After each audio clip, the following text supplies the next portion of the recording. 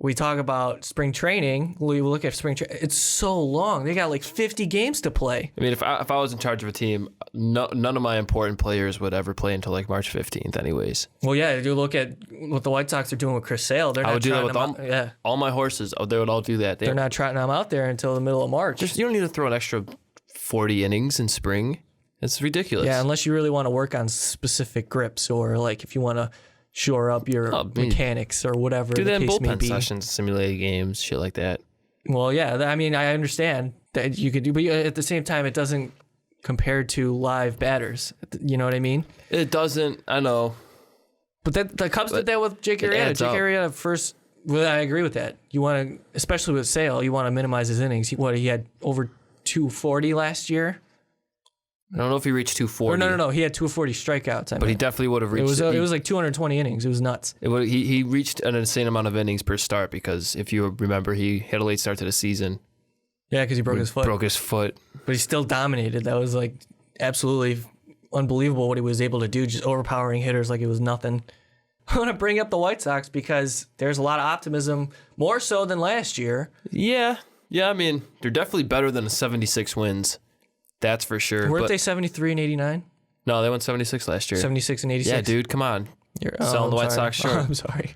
Oh, yeah, we won. Oh, that's right. 96 games. When the Cubs won 73 games, both the Cubs and White Sox had the same record. Wow. The White Sox were only 3 games better in 2015 after all the upgrades they made? Yeah. Wow. That's how you run a franchise, huh? Well, because Adam LaRoche wasn't an upgrade. Do you think you think this year's going to be better? Yeah, they're definitely going to win more than 76, but I'm afraid they might get stuck around 80, 81. I mean, let's look at the division.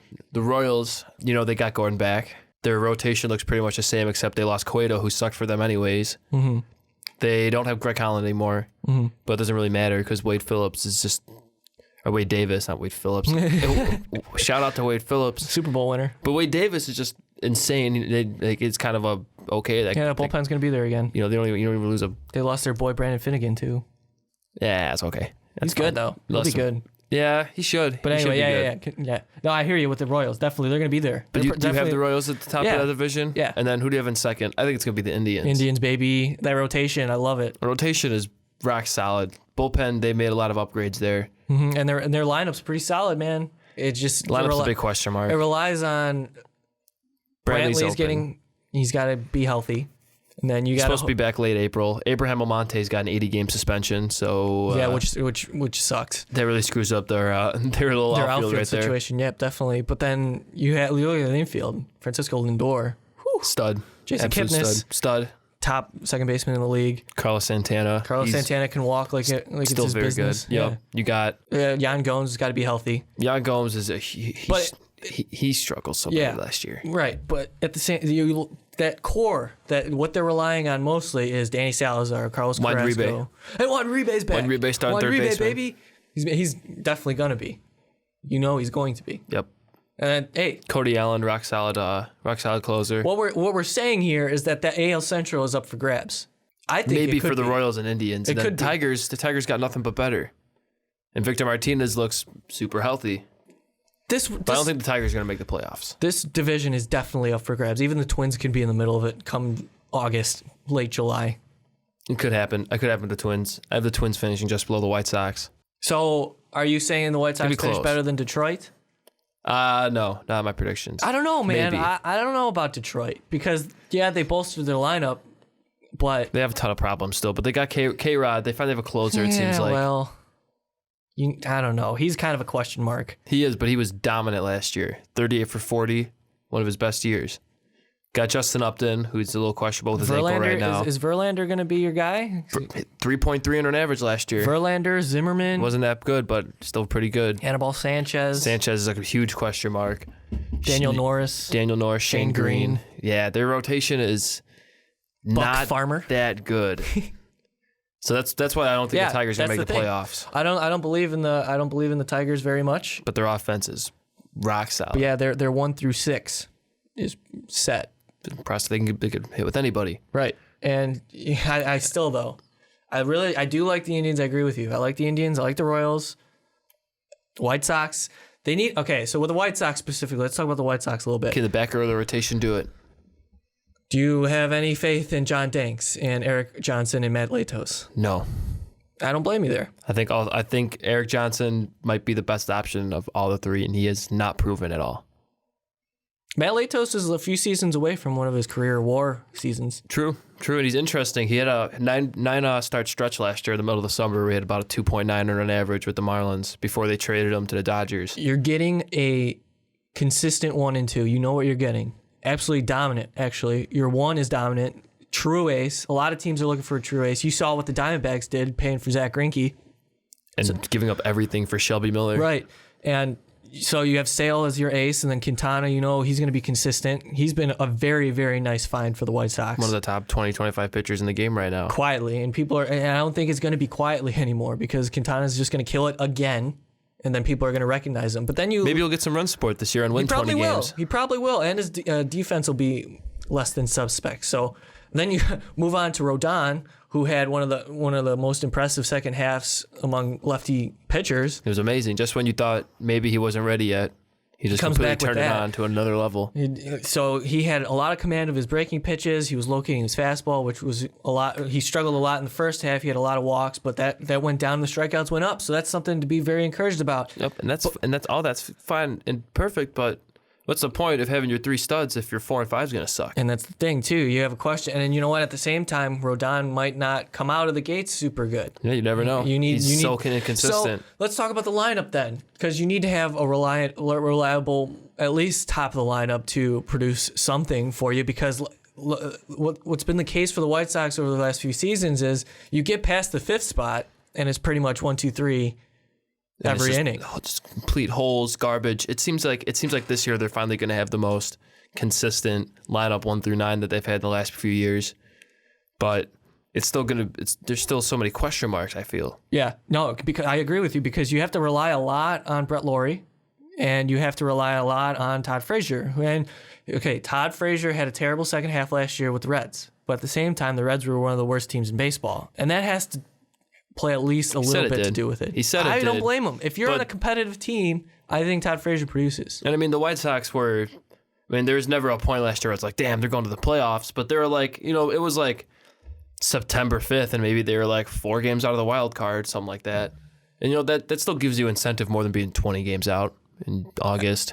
And that's another thing about the wild card situation is it keeps teams into it. Yeah, and I think longer into the season. I think besides go ahead. A couple teams in the AL, it's going to be very super close. It's going to be a very crowded wild card again. Oh, for sure. I agree with that. But still, let's stay on with the White Sox here. They had an opportunity in the offseason to land top outfield players and other free agents that were available. Like, they were linked to Dexter Fowler. They were linked to Carlos Gonzalez. They were even linked to Carlos Gomez at a point. Jay Bruce recently. Don't think that's going to happen. No, not anymore. It really doesn't make any sense for them to do that. But then in the end, they landed Austin Jackson. They landed Todd Frazier, Brett Lawrie. They shored up their catching situation. They cut Flowers. They got brought Albers back. Matt Albers was a nice pickup, a nice re-signing too. Jacob Turner, solid in the bullpen. Travis Ishikawa. There you go. Yeah. So White Sox a little bit more filled with depth that can produce than last year, because last year, bad. That was really bad. Real bad. Still bringing up. I wish they would just value the roster spots, the 25 roster spots, a little bit more. They have too many. They give away. I feel like they take for granted too many roster spots and give guys at bats that are just clearly just not deserving of it. Expand about that. What do you think? I don't want Mike Olt getting another 90 at bats. He's not going to. Yeah, but that's what they did. I think this year they finally made it a little more initiative. Last year, what else? I mean, but if guys get injured, I want them to be able to bring up someone who's good, and not just some horrible AAA player that they're just like, sorry. Well, I mean, they kind of gave Mike Olt a shot, and he was probably their most productive third baseman they had all year last year. So that was it's not saying much. That was a plus. It's not saying much. But Mike Olt shouldn't be anywhere near the 25-man this year. I'm with you there. But I was adamant about them signing a guy I wanted them to sign Austin Jackson from the start. I thought that would have been the smart thing to do. Great deal. They got him so cheap. Right. And they held out this long, and nobody really took a flyer on him, which I was surprised about. He was an everyday player in Seattle for a while, and then he got traded to Detroit.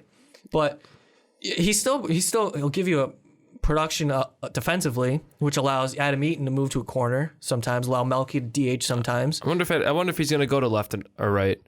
Adam Eaton? Yeah, I've heard that left suits him better because of his arm, but then if you put him in left, you got to put Melky in right, and you're putting two people in two new positions. Is that really worth it? Yeah, well, I mean, the corner, if you can play a corner outfield spot, you should be able to play either one. I know the dimensions are different. And right field, though, you want the better arm. Right, you want the better arm in right field, but at the same time, you can still do it. Yeah. It's the same concept. You're just reading fly balls at a different angle.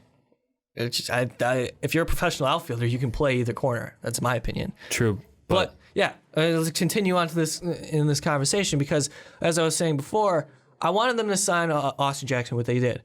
And a lot of people were like, oh, we need to get Dexter Fowler. We need to jump on this because Avi Garcia isn't going to be the guy. He's going to suck again.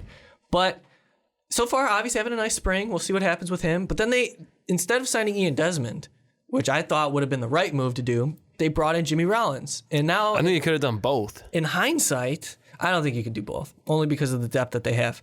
In hindsight, but it's not. It's just depth.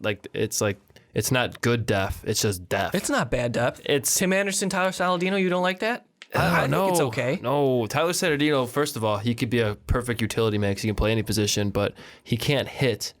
And if you look at Tim Anderson, he's been in the minor leagues for 6 years. Is this guy the answer? Really? He can barely field. He might be looked at better as an outfielder because of his bat. Hey, then you know how it is with hitters. If you can hit, you're gonna find a spot in the field. But but it's just like the White Sox to be like, oh, we got Saladino, we got Carlos Sanchez, we got Tim Anderson, who's been our minors for 8 years. No, I hear you. No, I think it's been 4 or 5 years with him. Tim Anderson? I thought he was drafted in 2013. This would be his 4th year. If that's true. Yeah, well, he spent 2.5 seasons in the minors with the White Sox if it was 2013. Which, hey, he's one of their top prospects. Yeah. You have to have confidence in him, and you have to build around that. And I like the stability that they brought in Jimmy Rollins. I like that move. I think it was smart because honestly, Jimmy Rollins is going to get the most playing time. Yeah, but he's still 37. Yeah, no. He still looks like he might not have anything left at all. And you can't just be happy with that. You can't just pass up getting Ian Desmond for $8 million. You get the draft pick back. Yeah, well, with Ian Desmond, you don't give up a draft pick by not signing him. And if you did bring him in, he's going to strike out a ton, and he's going to be bad on defense. That's never stopped the White Sox from before. Yeah, but you look at that infield. Do you really want that number of strikeouts in your infield? Frazier's going to strike out a lot. Lowry's going to strike out a lot. LaRoche's going to strike out a lot. Yeah, but he gives you that pop that you really need in this lineup to overset the fielding, because the White Sox don't have a really great fielding team to begin with. And plus, if LaRoche is out there whiffing, he's gone within the first month. He opens up the DH spot for potentially Desmond, which I would give most of the DH slots to Desmond at this point, anyways. Mm-hmm. I'm not giving LaRoche $1 million at bats right off the bat. He's not even playing right now. He's got a little bit of a back flare up. So I would have had ideally an outfield of Jackson, Cabrera, and Eaton, Desmond in my DH slot, Rollins, Saladino, shortstop. I think that works out way better. You just get LaRoche and Avi. They have to earn anything they get. They have to earn any scraps they want. Well, that didn't happen, and now you're stuck with this. So, are you optimistic that the White Sox can win this division or no? No, I wouldn't say optimistic. I wouldn't say it's hopeless. I'm not optimistic. I mean, there's some realistic optimism here with the White Sox. They're not bad. They got some players. They got some really good players. They got some really good core players. But when you talk about the AL wild card, I don't know if they did enough. There's so many things they could have done differently. But what about the wild card? There's going to be a lot of teams vying for it, like you said. Oh, the only teams that look really out of it to me are the Athletics. Mm-hmm. Seattle, Minnesota, probably Tampa Bay, Red Sox. Red Sox might. Yeah, well, they're a mess. I don't know they're a mess. They got so many random outfielders. Hanley Ramirez can't do anything right. He can't even hit anymore. Pablo Sandoval is probably our best hitter. David Ortiz. Not even close. Well, he wasn't even in their top 10 last year as far as hitters. He come back. He come back. He's one of their top hitters. I shouldn't. But he's like, I got my hundreds of millions. I got my 3 World Series rings. Whatever. Hey. They expect him to contribute a lot, and he probably will. He'll probably have a bounce back year, but they need production. That definitely Red Sox. I don't know, Baltimore. They'll probably be in it. Yeah. I mean, I like the Red Sox bringing in Kimbrel and Price, but I think the Orioles are just overall around a better team than the Red Sox. Orioles got some real question marks in their rotation though, and they were able to get good, like Giovanni at a really nice price because they threatened to not give him anything. Right. But they just if they had Fowler, they would look really nice. But now they got Chris Davis, Pedro Alvarez, and Mark Trumbo. They got a bunch of bats baby. just flying Pedro around Alvarez, out there. Yep. Well, they pieced. Pedro Alvarez would have looked really nice, the White Sox DH too. Nah. For just under $6 million. Yeah. You know he's gonna hit 25 homers. I don't know. That would be just an unnecessary investment. You need firepower. Too many times. There's just too many times Quintana's out there going 8 shutouts. Like, oh, we got 2 hits. Well, you know, it's at some point you just got to be like, all right, if we're not going to develop our own hitters, let's just go sign some guys out there who are going to hit 20 homers. Anything in the minor leagues that intrigues you? For the White Sox? Yes. Pitching wise, yes. I can't wait for Spencer Adams, Carson Fulmer. Frankie Montas is gone. He's out for the first half. Is he? Yeah, he had to get a rib removed. Oh. Yeah. Oh. Well, yeah, they dealt him, and they were able to. That was a part of the Todd Frazier deal, right? Mm-hmm. Montas and Trace Thompson. Jacob May's looking really nice this spring training. Oh, yeah. Yeah, Jacob May. There you go. Adam Engel won Arizona Fall League Player of the Year. He's a nice looking outfielder. So, I mean, they have some guys, but I think the farm system ratings had White Sox like 22, Cubs 23. Yeah, and the Cubs that's in baseball, Mary. They took a huge dive because their major players Villanueva are obviously broke his contributing. Leg. All the good guys are up. Right. So, I mean, yeah, you brought up the Cubs. It's really nice of you because now we can talk about the Cubs a little bit. Yeah, we talked the White Sox up and down. No, I wanted to talk to you about the White Sox because, it's not often that we'll be able to do this. You're my White Sox guy, so it was good. It's just the White Sox could have really saved the money. You see how much they're paying Zach Duke. Right. He's not even really that much of a left-handed specialist. You could have got guys like Franklin Morales, Matt Thornton, Neil Kotz, who completely shut down left-handers. You could have got them off for like $1 million.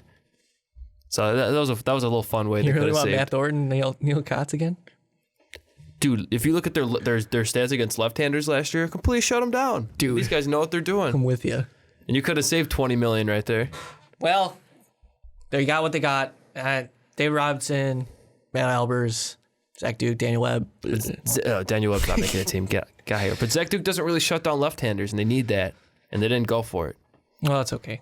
But it's okay. They got Dan Jennings, who doesn't really shut down left-handers either. The White Sox are gonna be fine. They're gonna compete. I think they're gonna give us a fun summer. I hope so, man. As long as as long as Brett Lowry produces. Brett Lowry, I'm telling you. Brett Lowry. You need him. If he's hitting 20 bombs out of the 7th spot, then Deanna Navarro and Alex Avila are healthy and hitting. He needs to play defense, and he needs to hit. Maybe, an interesting thing is Avila plays a lot of first base, and the White Sox have Hector Sanchez, Buster Posey's former backup, as their third catcher. So if LaRoche really sucks, and Avila's hitting, Navarro's hitting, you want to get them both in the lineup. Yeah, we'll see what happens with LaRoche. I don't know what's gonna transpire with him. Ain't bad. I think he's done. Yeah, I am with you. I think he shouldn't be in the AL. He should be in the AL. He should be DHing. I mean, he's a better. But he can't do it. He spent his entire career. He's 36? 36. Like, you've been playing forever. Why don't you want to DH? That's fun. It's a totally different He'll play first base. He's sometimes. a better first baseman too. Yeah, but then you can't put Abreu in the DH. Yeah, because he doesn't want to. He'll hurt. You want the White Sox want Abreu to play first. He has to. Yeah, he doesn't want to be there. Right. His morale will suck if he's out of the DH spot. Okay, yeah. So lose that pride. Yeah, right, I know so you're what do just. we think? What do we you're got? just jittering around. You want to talk Cubs. And what do we got? We got. So you're saying Royals, Indians, White Sox. Yeah, White Sox. Tigers. Twins? Twins, yeah. I'm going Indians. To win the division? I don't know. I can't. They got the pitching for Anytime I fully invest in the Indians winning the division. Kluber, Carrasco, Salazar, Tomlin. I love it. I love it so much. I mean, Trevor Bauer's your 5th starter, and the guy can strike out 200. Indians are very, very solid. But that's like... Cody Anderson. They need to rely on their biggest strength, and that's pitching. But we'll see. Nice. I can't tell you. I would have to go with the Royals. Royals are the team to beat, and then it's up for grabs.